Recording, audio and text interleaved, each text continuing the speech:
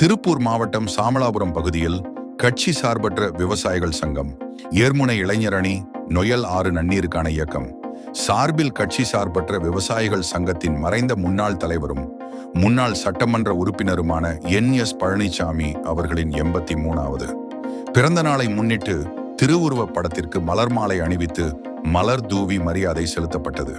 பின்னர் நொய்யலை மீட்க உறுதிமொழி அனைவரும் உறுதிமொழி எடுத்துக் கொண்டனர். இதைத் தொடர்ந்து நொய்யல் மீட்பது சம்பந்தமான பொதுக்கூட்டம் நடைபெற்றது. இந்த பொதுக்கூட்டத்திற்கு கட்சி சார்பற்ற விவசாயிகள் சங்க திருப்பூர் மாவட்ட தலைவர் ஈஸ்வரன் தலைமை தாங்கினார்.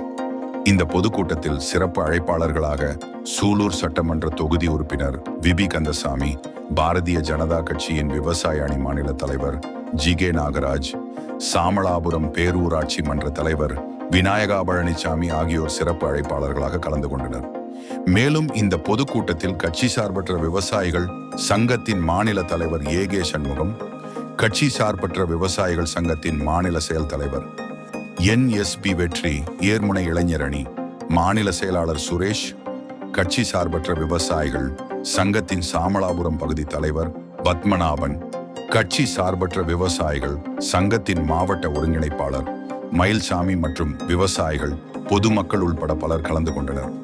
இந்த பொதுக்கூட்டத்தில் நொய்யலில் கழிவுநீர் கலப்பதை தடுக்க வேண்டும், நொய்யலில் குப்பைகள் கொட்டப்படுவதை தடுக்க வேண்டும், நொய்யலை தூய்மையாக வைத்திருக்க மாநில அரசு உடனடியாக நடவடிக்கை எடுக்க வேண்டும் எனவும், நொய்யலை சீரமைக்க மத்திய அரசு ஒதுக்கப்பட்ட 1000 கோடி ரூபாய் நிதியை முறையாக பயன்படுத்தி போர்க்கால அடிப்படையில் நொய்யலை சுத்தம் செய்ய வேண்டும், நொய்யலில் கலக்கின்ற கழிவு நீரை நேரடியாக நொய்யலில் கலக்காமல் சுத்திகரிப்பு செய்து விவசாயிகளின் பயன்பாட்டிற்கு சுத்திகரிப்பு செய்யப்பட்ட நீரை விவசாயிகளுக்கு தர வேண்டும் எனவும், தினசரி தெற்கு உழவர் சந்தைக்கு கட்சி சார்பற்ற விவசாயிகள் சங்கத்தின் மறைந்த முன்னாள் தலைவர் என்.எஸ். பழனிசாமி அவர்களின் பெயரை சூட்ட வேண்டும் என்பது உள்ளிட்ட பல்வேறு தீர்மானங்கள் நிறைவேற்றப்பட்டன.